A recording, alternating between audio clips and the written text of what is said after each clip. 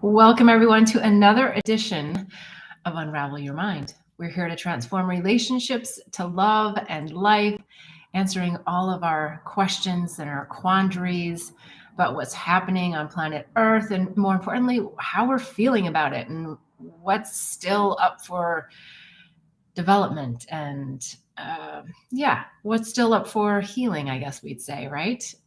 What are we here to create? What are we here to learn? So today I've got a ton of questions. I'm super excited about it. I hope I can get through them all. If I don't, of course, as always, I'll finish them next week.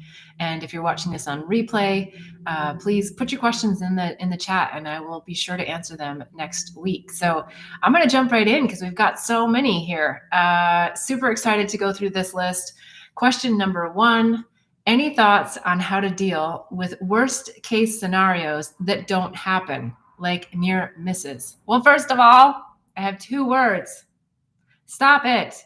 Stop focusing on things that could happen that aren't going to happen. Otherwise, you know how this works. It's the law of attraction, right? So if you're worrying about all these things, then you're going to attract them to you. You're going to attract that vibration. Maybe not that exact scenario, but you don't want that vibration out there. So just stop it. There's this really great Bob Newhart video on YouTube it's at Google Bob Newhart Mad TV Stop It. And it's just such a brilliant way of taking this to such simplicity. And it's just stopping our minds from creating all of these ideas that don't need to happen. So when you hear yourself start thinking, oh, geez, this could happen. What do I do about that? Stop yourself and think, what's the outcome I want to envision? Go right to seeing everything working smoothly.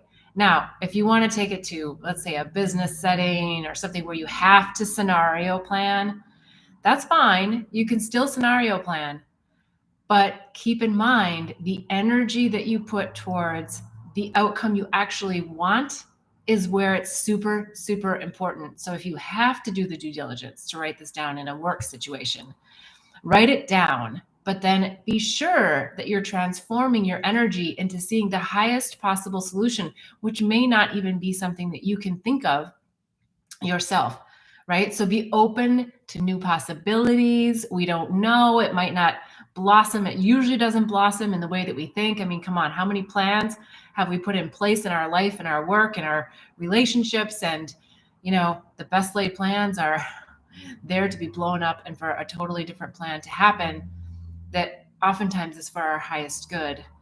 And sometimes we bring in that lower vibration. So just knock it off. Don't do it. Don't go to that place where you're really going to deep dive into the negative possibilities that could be happening. So just stay out of it. Just stop it. All right. Question number 2. Any tips, ideas on transitioning seasons, summer to fall, routines, schedules? Actually, this one, what comes to mind is number 1, clean house, right? I'll always clean house, whether it's the dust on the blinds or it's something under a nook and cranny that you just want to clean out. So do that spring cleaning, that fall cleaning. But I think in addition to that, bring in energy into your home through, could be a plant, could be crystals, could be lots of different things that hold energy. So I don't mean like go down to the store and just buy something to buy something. I mean, find something that holds an energetic charge, something that will bring good energy into your home, will help move energy in your home. Maybe it's, as simple as moving a chair to a different place. I know sometimes if you watch my videos long enough, you'll see that my rocking chair here in the back sometimes is there, and sometimes it's my other mauve velvety chair. And it's simply because I move my chairs around in my living room because I kind of have a routine in the morning where I rock in my chair and I read a book to get myself into a high vibrational space and just to open my mind to new concepts. And so oftentimes I'll just move chairs around, and then I have a different perspective from my own living room. I have a different way that I'm interacting with my environment. So maybe it is to buy a new lamp, but I don't think you got to buy anything new necessarily. I think you just got to move a few things around. And then sometimes I find that I have to move it back because because it didn't help the energy. But there's always little things you can do, stuff you can pick up, right? Things that we can clean up and realize that, oh, wow, I don't really need that piece right there, along with the three other pieces that are sitting there. And so clean it up. Ask it when you're moving these pieces, is this the right spot? And just, be really quiet with yourself and listen. I know that to some may sound a little bit funny, but the objects will give you a feeling like, yeah, this is the right space, or no, it's not. So I would bring in some crystals, bring in some plants, bring in some flowers. Maybe you do a new routine where you're bringing in flowers, especially as we move into fall and the winter months. If you live somewhere where it's cold, sometimes those flowers just bring back spring every day. So that could be a really good way to do it. And who knows, it could also be as easy as changing out a light bulb. Maybe there's a light that you want to have be bright and glowy as opposed to the more warm and orange. And that can change energy in the room. There's one other thing. This is not really a plug. It's just something I have in my own home, but I think it would be really fun. And I can find a link and put it in here, but there's something called Bliss lights. And they're really fun projector. It puts onto the ceiling the like a space, outer space, and that just, it can expand the living room. It works mostly, at night, but you can use it at any point in time, and that might be a really fun thing. So let me see if I can find a link to put it in here, and that might just bring some new energy into your home as well. So hopefully that helps. And also, I think, your workout routine, that's also something to really think about. If there's something you want to add in, something that feels, vibrationally aligned. Because I know for me, in the winter, in summer, I run on the beach, and that really takes up my routine up a notch, because I'm always in my spin class, and so the beach really helps me be outside. So as you move into the fall, maybe you're not running on the beach, but you're finding some other activity that gets you into a different energetic space. So only you know what's right for you. Maybe it's a park that's near you, and you just start walking in the park even when it's cold, and maybe you take shoes off. So that's also, I think, a fun way to experience nature, and watching the leaves fall and turn color, and just being observational about how Mother Nature is actually transforming and transitioning through the seasons, brings just that connection to source as well. So those are a bunch of different tips that I would say as you transition into different seasons and into the holidays.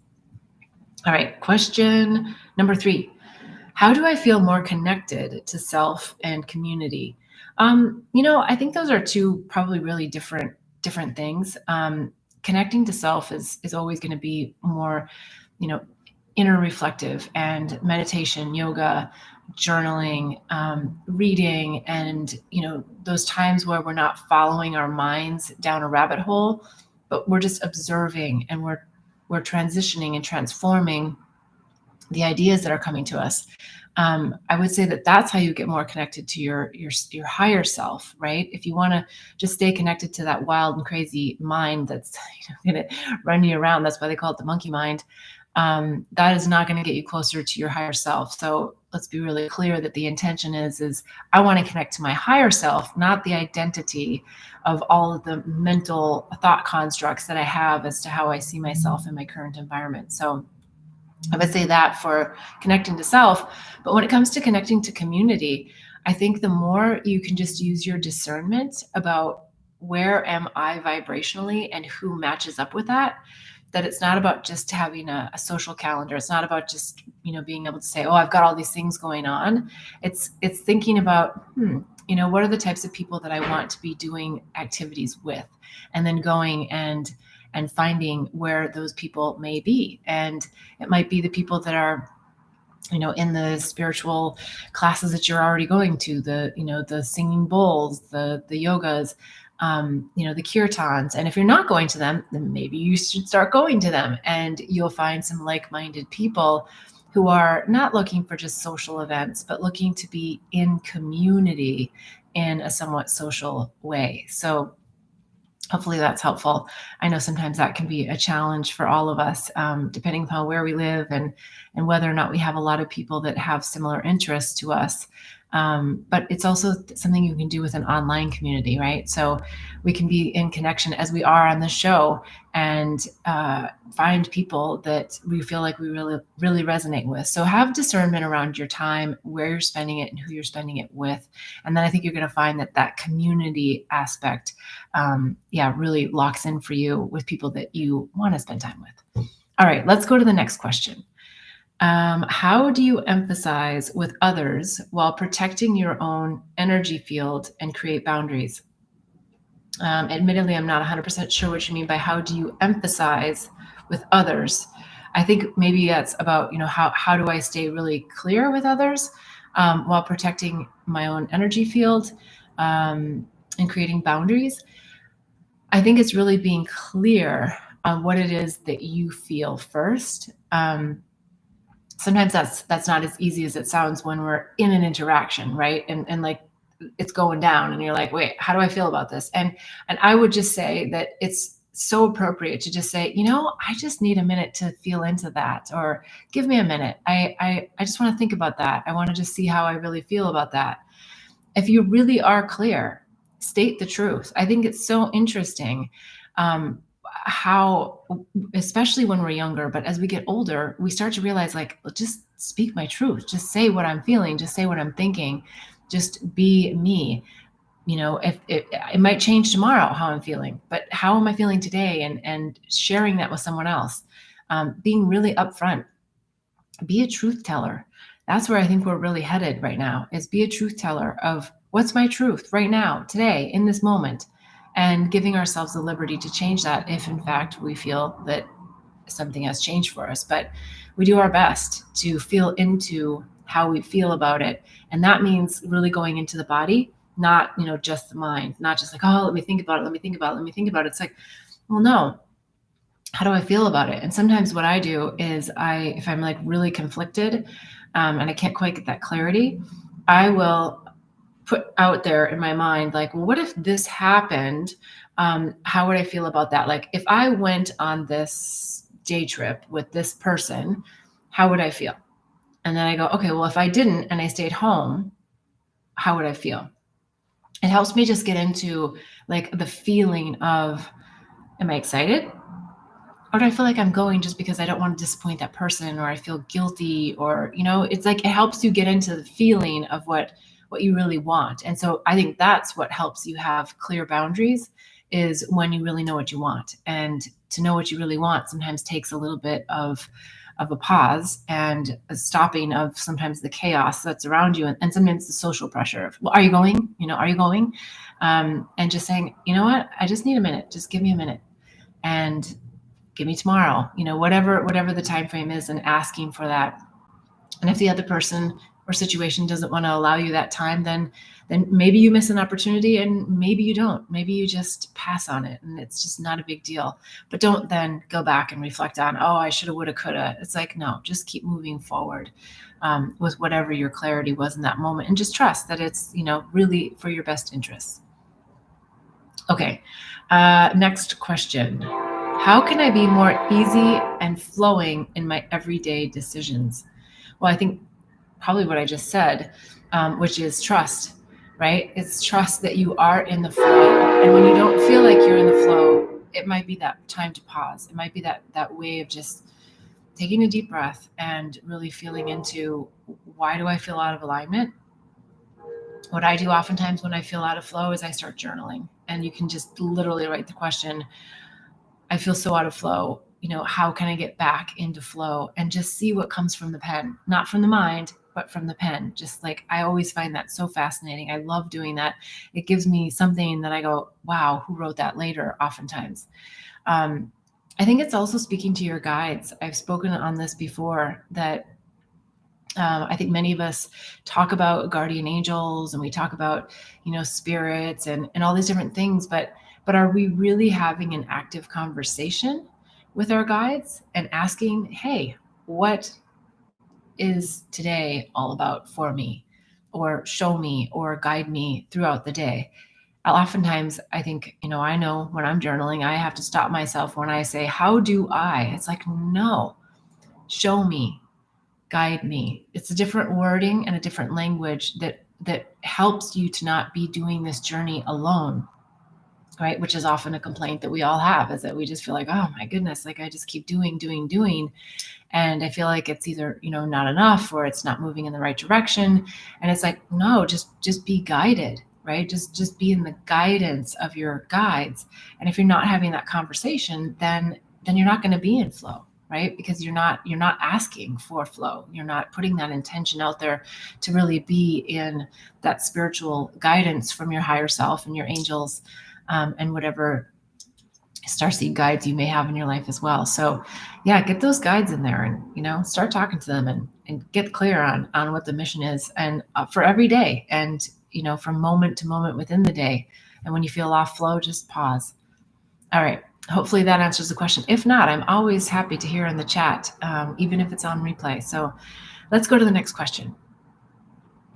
My wife is going through menopause, and it's a nightmare for me. Emotional mood swings are worse than ever, and it's breaking us apart because I want to spend less time with her when she's like that. Any advice on how to handle her? Well, first of all, I commend you for asking the question, and I think that suggests that you are a very caring, loving man. I will also say that, just be a little careful with your wording. Any advice on how to handle her, because that kind of comes from a place of trying to be in control. We have to let each one of our brothers and sisters, lovers, relationship partners, do their own journey. But to get really specific, and I'm not a doctor, so I'm not giving any prescribing guidance here, but go get your hormones checked. That would be first and foremost. I'm always amazed when people tell me that they're having lots of problems, but they haven't gone into their OBGYN and said, hey, I need a blood test to know where my hormone levels are. And there's been so much controversy over the years about hormones. Each person is different. So this is where the doctor comes in, not me and my advice, but I can say that there's lots of options. There's, I've had hormones that are made from yams, so they're very natural. There's other more pharmaceutical type hormones. And so you have to feel into what's right for you. And I also wouldn't be shying away from, because I think a lot of us know about estrogen and progestin when it comes to our menstrual cycle as women, but we don't often think about testosterone because it feels a little bit more masculine. And I will say that it doesn't have to do all the time with sex drive. Testosterone has to do with mood, so, and energy and metabolism, and it really can help elevate our hormonal balance as women. So do not shy away from testosterone. As far as I'm concerned, the libido aspect of it is on the lower end of the list. It's really for mental health, and in many ways specific to this question about, feeling that your wife has a lot of emotional mood swings. So I would definitely get into the doctor, get your hormones tested, and get on something that can help relieve some of the symptoms and just get you more balanced out. And, it's kind of that beautiful time in life where we're marinating as women into a whole new part of our life where, everything changes a little bit for us. Hopefully that helps. If not, again, put some notes in the chat and I'll be happy to add some more to this. All right, let's go to the next question. I feel I've gone through a significant awakening process. I feel like I get it, and yet I'm struggling with the 3D. What can I do to be happy being here? I think that this is a question that so many people are having. People who are waking up, people who are completely asleep and numb, don't have a clue, and they're not even asking. They're just sort of doing their deal every day. But for those of us who have been on deep dives in this whole spiritual awakening process, it is a difficult time because right now there's still a lot of thought constructs that are in place. So the matrix is still here. It's alive. It's well. It will be forevermore. But as we continue to work our way out of it, which is all about unraveling the mind, we're going to keep getting tugged back in. We're going to keep getting reflections from our external our external environment that kind of debunks some of like what we know spiritually. And so we have to continue to step through whatever idea it is that's coming to mind, because it's all the mind, as you know, because you're awake, you're aware. It's about embodiment, right? So intellectually, we can know a lot of spiritual concepts, but until we embody those concepts, it gets wonky in there. It gets, icky and sticky, because the ideas keep coming back around. The ideas about life and, like, why aren't I somewhere else? I think what comes to mind to share is that when we do wake up, we want to contribute. We want to do something bigger for humanity. And we get ideas and we get downloads and we get hits, and we have, I have so many things that have come to me over the years that I want to do and accomplish and contribute. And yet, it's about divine timing. And what we want to make sure we're not doing, and I'm guilty of this too, is not staying focused on the disparity between here and where we think we're supposed to be, where we think we're supposed to be contributing, the magnitude, the depth, the whatever your idea is and whatever you think you're here to do. You have to stay in the here and now, because that was part of the question. What can I do to be being happy here? And that is to be like so granular in this moment of now, right? Trusting that the divine is guiding you and that the timing is on, but mentally in our minds, not focusing on where we think we're supposed to be, not focusing on where we think we're supposed to go, not focusing on these ideas of how things are supposed to be grander or bigger or better or whatever, because they're perfect right now. And that's always going to be the lesson for all of us, is until we find perfection in this moment now, it's always going to feel like a struggle, because it's the mind projecting us somewhere else. It's the mind in disappointment. It's the mind telling us that we're supposed to be something else, when our only duty is, as my spiritual healer always says, and I talk about in Angels, Herpes, and Psychedelics, my book, is my spiritual healer always says, Axel, our only role is to be the happiest motherfuckers on earth. And so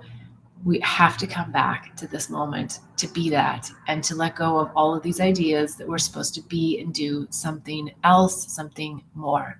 So I get it. We're all there. We all have those moments, and we dip into them sometimes deeper than other times.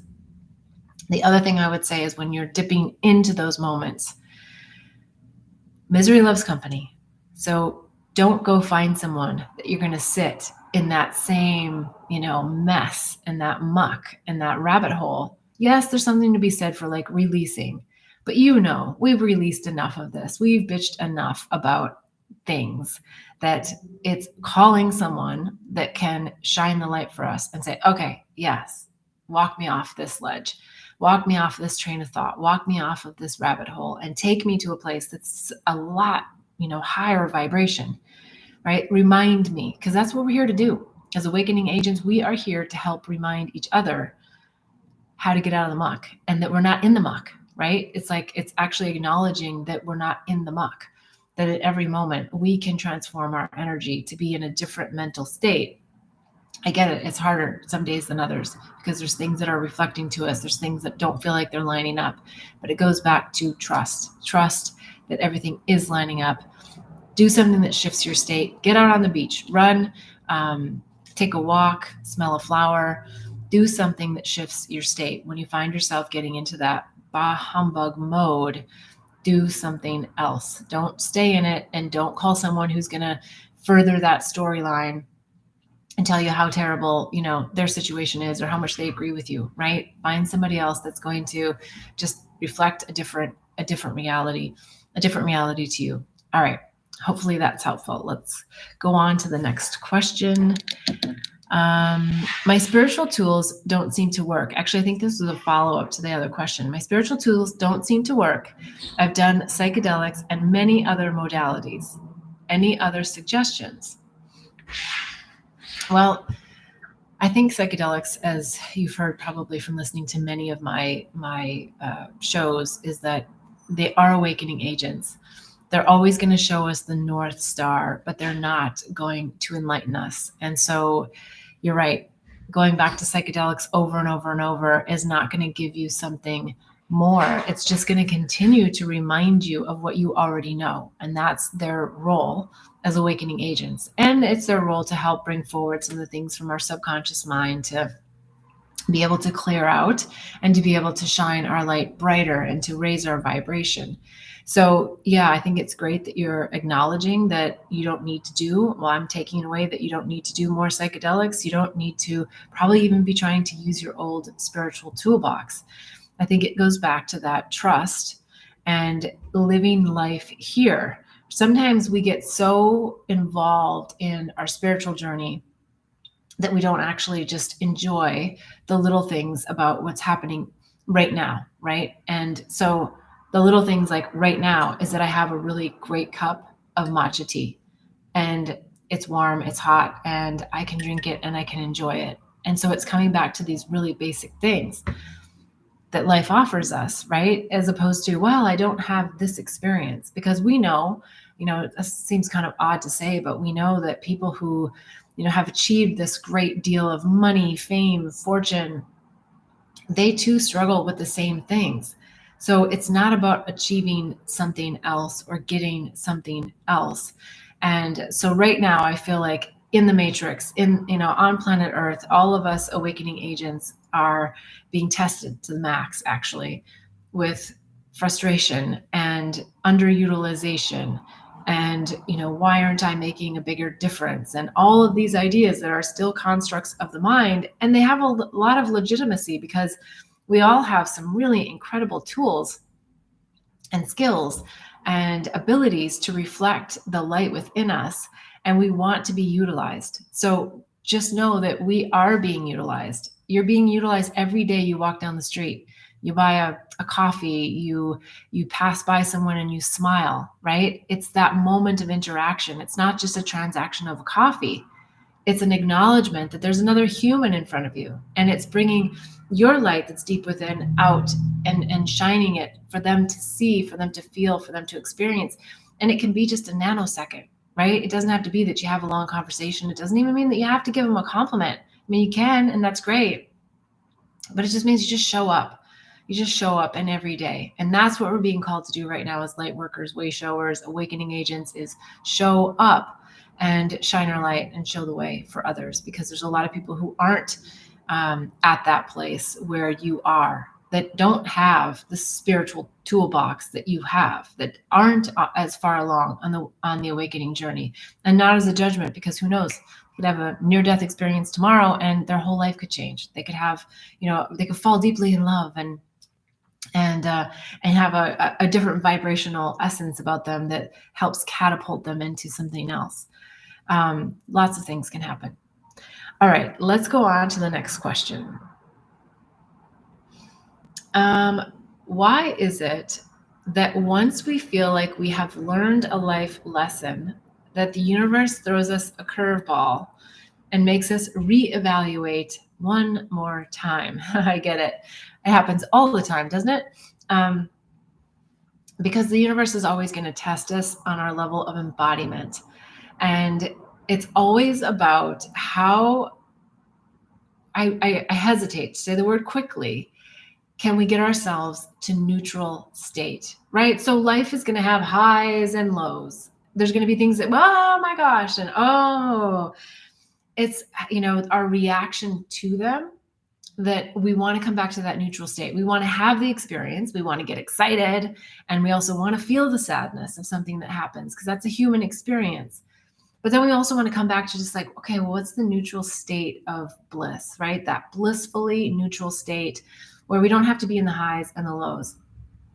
And the one way to get out of it is to stop the mind from judging what's good or bad. I'm having an experience of sadness.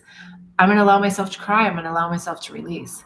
I'm having an experience of joy, and I'm just going to be joyful, and I'm just going to allow myself to experience that.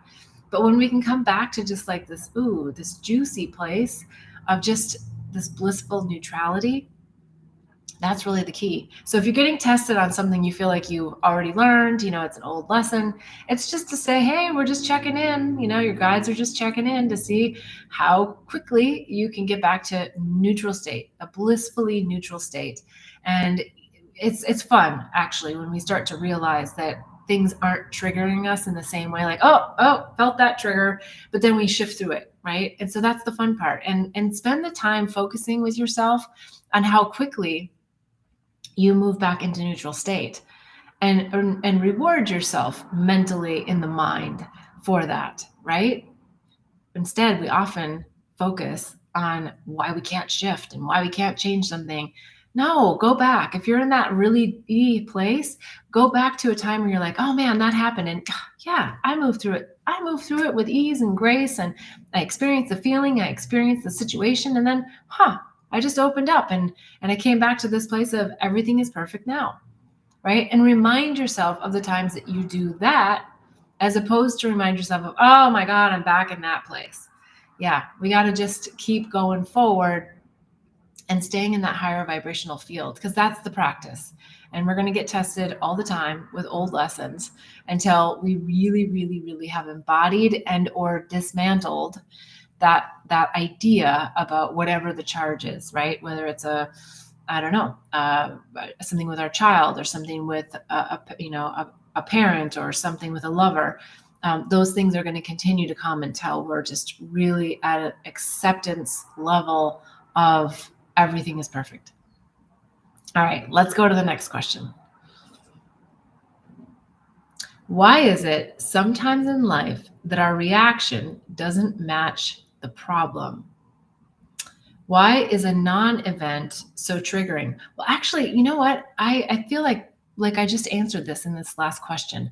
A reaction doesn't match the problem.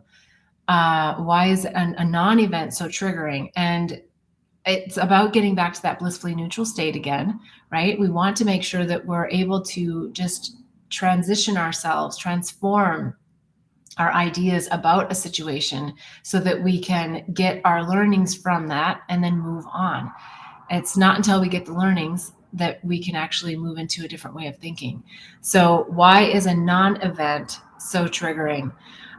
I think sometimes our mind just needs to poke us. I think our emotions just need to poke us. I think sometimes we just need to release an emotion that we just didn't even know was there. And so when we say like a non-event, I think this person means it's something that they're like, why would I let something so trivial, impact me? Or why? Yeah. And that's just because you need to have that emotion. I last week I talked a lot about my time in Italy. And there were so many things I love about the Italians. And one of the things that comes relevant to say again today is when they have an emotion, you know it. They're like, I'm telling you how I feel about it. And they get hot, and and then it's like done. I'm not saying that everybody does it, in the most conscious way. I'm just saying that it's an observation that is beautiful when we can just have an emotion and just like speak our truth and like, this is how I feel, instead of what society often encourages us to do, which is just remain quiet, remain calm, and carry on, right?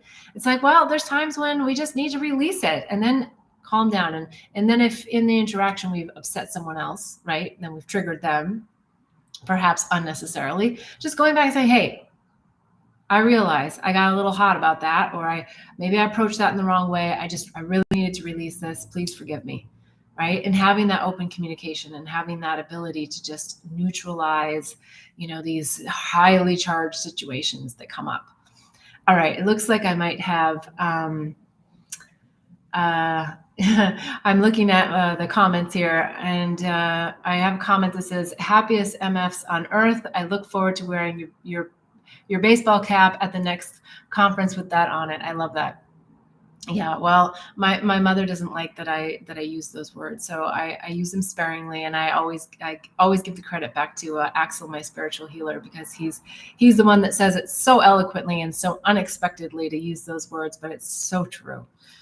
All right, the next question: how do I know if I'm being love bombed, and is that always bad? Actually, I kind of love this question, because I love love, and I love when you meet someone and you just like feel that connection and you're like, oh my gosh, there's something about this person, and you feel like you've known them before, and it's just like, like, I love that. That's so fun because it raises your vibration, and then like everything feels possible, right? And you know the phrase, love is blind.